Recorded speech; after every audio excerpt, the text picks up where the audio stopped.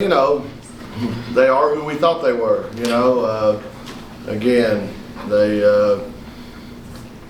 beat us really bad on the boards. Got out rebounded by 15, but I count going and getting offensive rebounds, not team rebounds.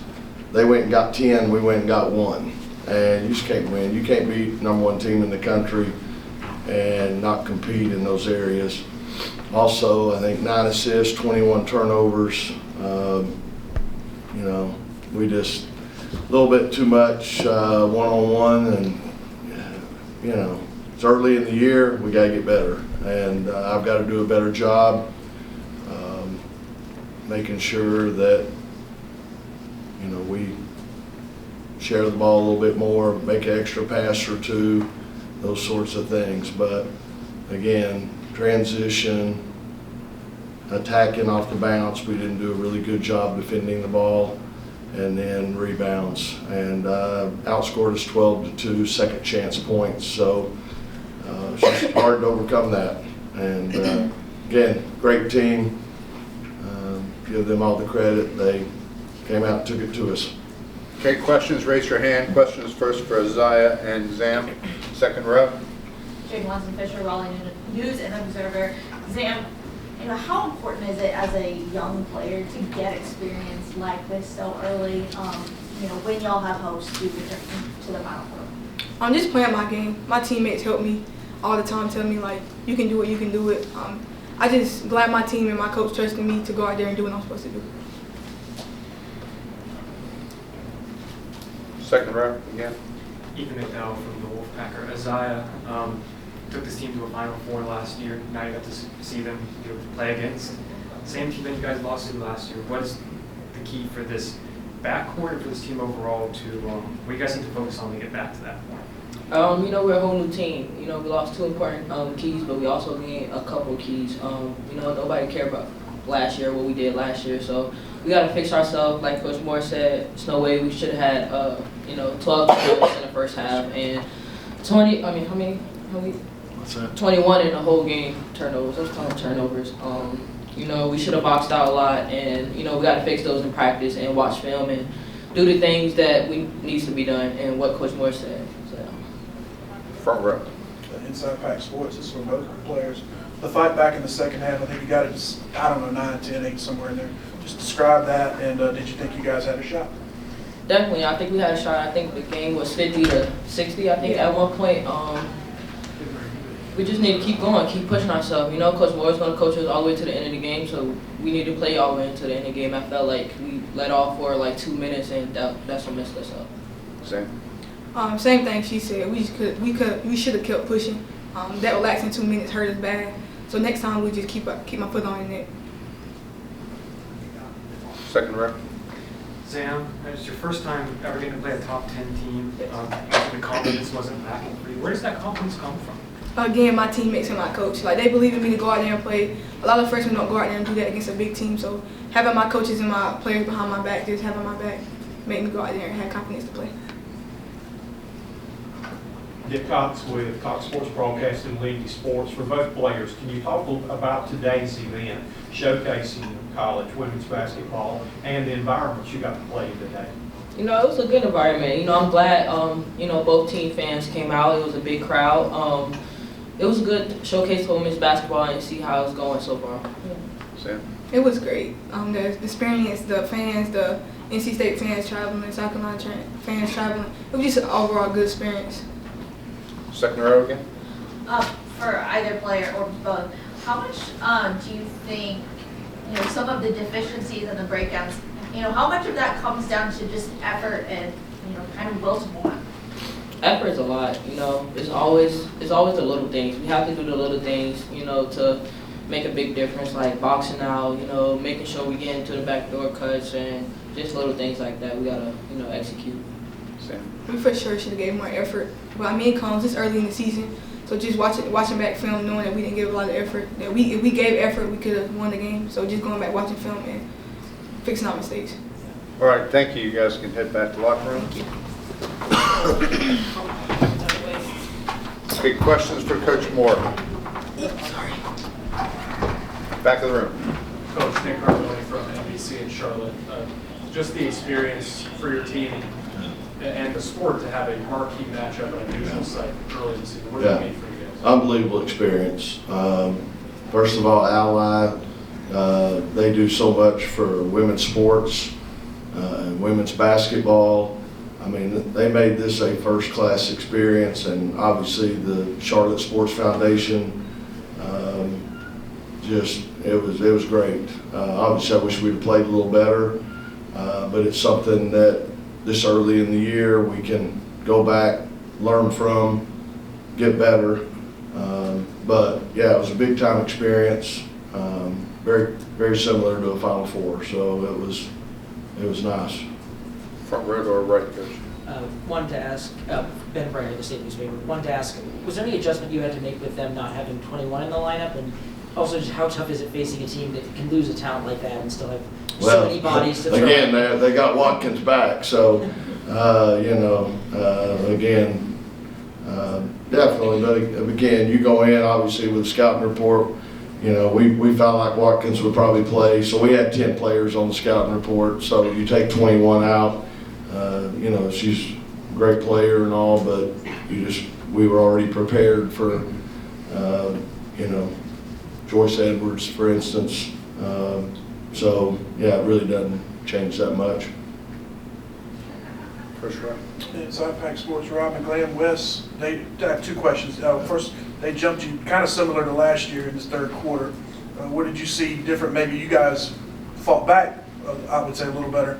What did you see different this year that was sort of, I guess give you... Yeah, I mean, I thought even the second quarter, they really started, getting after it. And but, I don't know. I'll be honest, like I said, we're a team in transition right now. We're still trying to figure a lot of things out. At the post, I'm worried about the post. Well, heck, our post players, I think Mallory Collier was 2 for 3.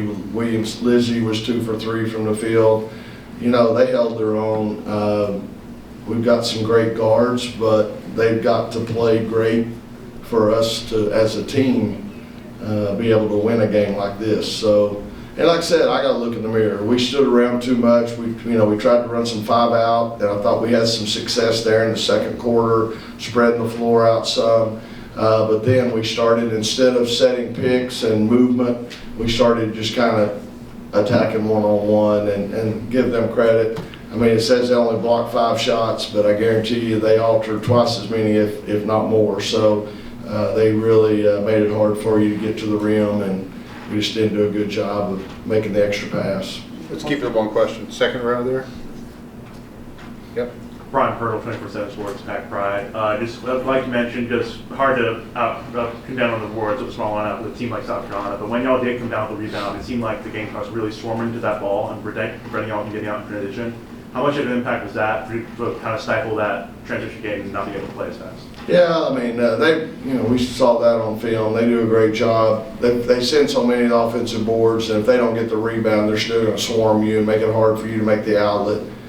So it's definitely a factor, but yeah, I mean, the bigger factor was getting out rebounded by 15, and again, we only got 1 offensive rebound. To me, that's that's unbelievable. I mean, 40 minutes, you got 5 people out there, and you got 1 offensive rebound. So I give them credit, but we got to be better.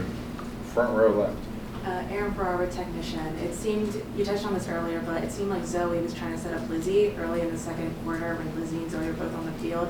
Do you see that combination potentially moving into something? Because it caused Lizzie to get back-to-back points opening. I'm sorry. Again, you're saying Zoe and Z playing together? Zoe Brooks and Lizzie Williamson. Okay. What about it? It looked like they had a good connection on the court. Yeah, again, Zoe does a really good job breaking defenses down, and so she is capable of setting our post players up, definitely. And like I said, Lizzie did well. Probably should have played her more. It's tough to match up. You go with size or do you go with speed? And unfortunately, they have both. And so it's a big challenge knowing how to match up. Second row aisle. Hey Wes, Ethan McDowell from the Wolfpacker. How would you assess Zam's game today? And when you were recruiting her, did you see her as the type of player that could come in and make an impact from day one? Yeah, definitely. She's a McDonald's All-American. You know, we're fortunate she was, you know, not too far from us. And, yeah, we knew she'd be a great player. She's still got a lot to learn, a long way to go. When we watch the film, there's still going to be a lot of things that need to be cleaned up. But she had some big shots, and, you know, she's quick and explosive. So got to figure out how to use her and Zoe well together and still get the ball in Zoe's hands some too, because she does a nice job in those areas as well. Front row. Colby Schreier, technician. Total was on the court when you guys went on an 11-0 run in the second quarter, and then you played her, you know, for most of the fourth quarter. What has she shown you in these 2 games so far? Said Zoe? Tilda. Tilda. Yeah, you know, again, didn't shoot the ball well today, but we felt like we needed the length. She's a little bit more mobile than a true 5 player, so, you know, felt like she could match up a little bit in that regard. She's got a bright future, and, you know, like I said, she can shoot it better than she shot it today. She's got a good basketball IQ. And like I said, it gives us some length that can also step out and do some things on the perimeter. Last question, front row. Yes, sir. I don't want to go more on victory, but what are some of the things you can take from this positive to kind of build off of it and go ahead? I mean, I'm not trying to, you know. Yeah, you're pressing your luck. No, I mean, like I said, I see all the blemishes, you know, and we watch the film, but, you know, again, they're a great team. They're number 1 in the country. We made a run. We cut it down, but at the end of the day, you know, you got out-rebounded by 15. You turned the ball over 21 times. We got beat off the bounce. You know, there's just so many areas. And like I said, me as a coach, I got to look in the mirror too, because on offense we were standing around just going one-on-one, and I got to make sure that we have some, you know, bit a little more fluid and better movement, all those things. So. Go ahead, jump yours in. Wes, when you kind of look at the first couple of games, it's so early, but when you boil it all down to 1 or 2 things, what do you think needs to change to have long-term success? If I knew that, we might not be 1-1. You know, I'm searching some. You know, last year we had, you know, a pretty well set lineup, a set rotation. It was easy. Now I'm searching for that. You know, I don't know, do we go small and quicker? Do we go big? You know, do we play 4 out, 1 in, which what I've traditionally played, or do we try to get 5 guards out there and play 5 out? I'm searching, and I got to find out in a hurry. I got to figure it out in a hurry and try to help these players a little bit more. But yeah, I don't know. I don't know if I got anything for you there. Sorry.